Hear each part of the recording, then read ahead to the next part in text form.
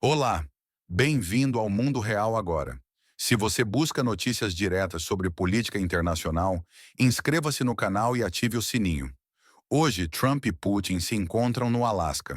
O primeiro encontro presencial desde 2021, com foco na guerra da Ucrânia e possíveis negociações diretas. Exato, Carol. Muito bom dia para você. Uma excelente sexta-feira também para todo mundo que está nos acompanhando. Carol, como você disse, essa é uma reunião histórica e muito importante.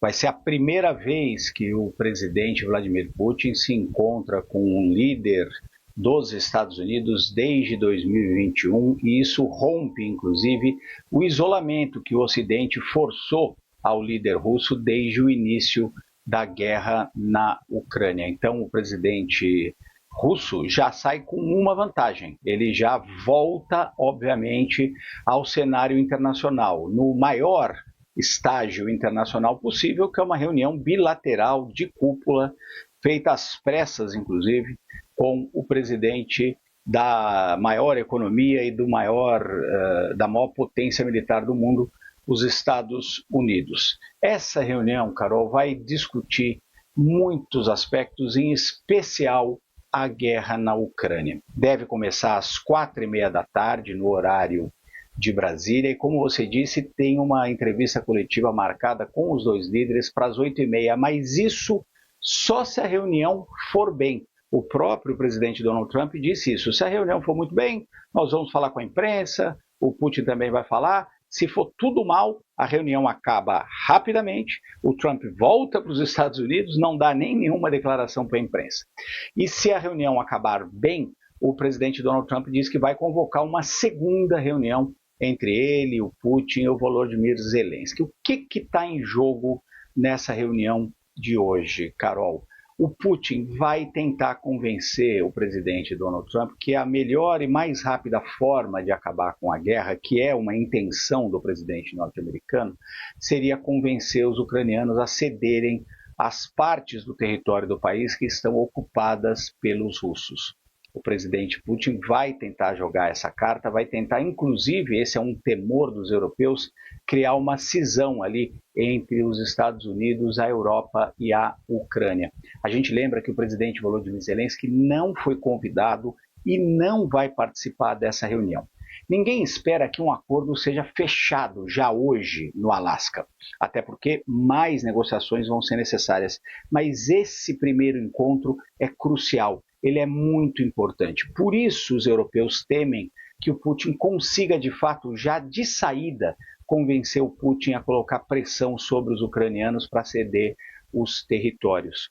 O Vladimir Putin pede ainda, exige ainda como uma condição para o fim da guerra, que os ucranianos limitem o seu poderio militar, ou seja, tenham forças armadas menores, e também que exista um compromisso para que os ucranianos jamais entrem na OTAN, a Aliança Militar Ocidental. Essas três exigências não podem ser aceitas pela Ucrânia. A Ucrânia tem dito que não vai aceitar nenhuma dessas exigências, ceder território, diminuir os seus militares e abrir mão da OTAN, até porque eles dizem que isso é uma interferência indevida dos russos na autonomia e na soberania da Ucrânia. Mas o Putin vai tentar convencer o Trump de que esse seria o melhor caminho. E, claro, a partir dali, muitos detalhes vão ter que ser discutidos. Por isso, o Donald Trump diz que se a reunião for boa, ele vai convocar uma segunda reunião, aí em três partes, ele, o Putin e o Zelensky, para tentarem começar a alinhavar de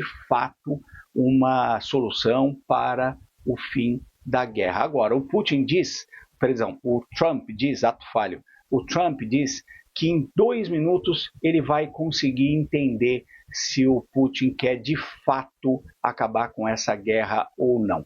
O presidente Donald Trump também tentou abaixar um pouco, o máximo possível, as expectativas da reunião. Ele diz que está indo lá para ouvir e para se informar, não para fechar um acordo.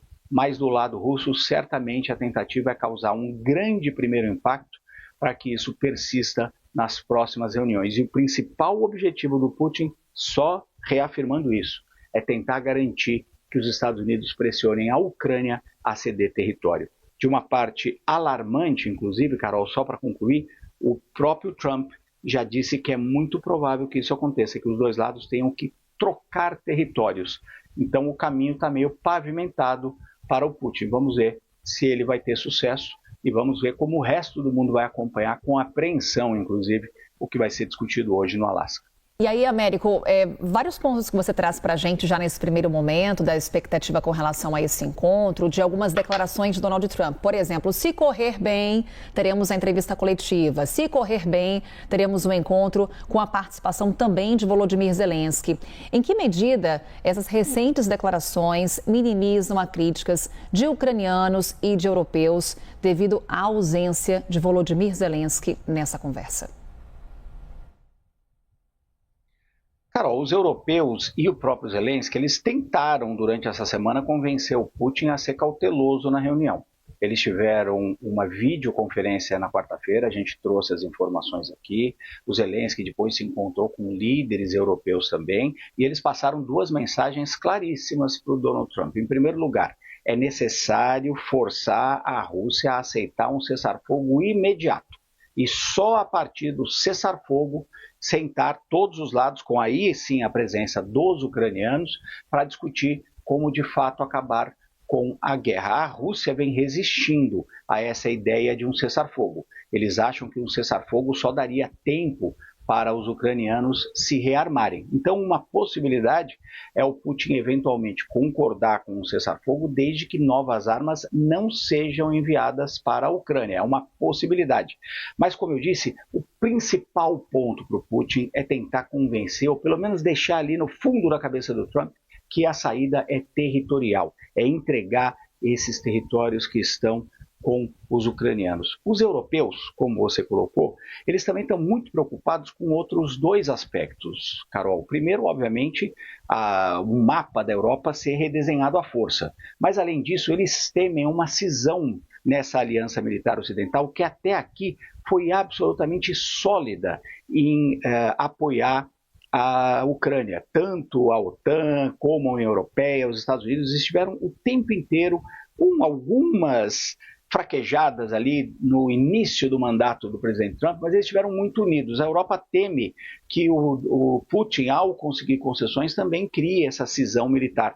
E eles temem que isso também, se o território da Ucrânia for redesenhado, se os ucranianos forem forçados a entregar parte do seu território, eles temem que o próprio Putin veja isso como uma vantagem, como uma possibilidade de tentar eventualmente outras aventuras militares em outras partes da Europa. Tem muitos países da União Europeia, muitos países da OTAN preocupadíssimos com uma possível expansão dos russos caso eles não sejam contidos na Ucrânia. Eu estou falando, por exemplo, da Polônia, que hoje tem proporcionalmente, o maior orçamento de defesa de toda a OTAN. Os países bálticos. Então tem muita coisa em jogo do lado europeu, do lado ucraniano e, claro, do lado bilateral entre Estados Unidos e Rússia. É um encontro histórico, é um encontro muito importante que vai definir muito os futuros caminhos da Europa. A cúpula acontece na base militar Elmendorf-Richardson, no Alasca, em um encontro de alto risco diplomático.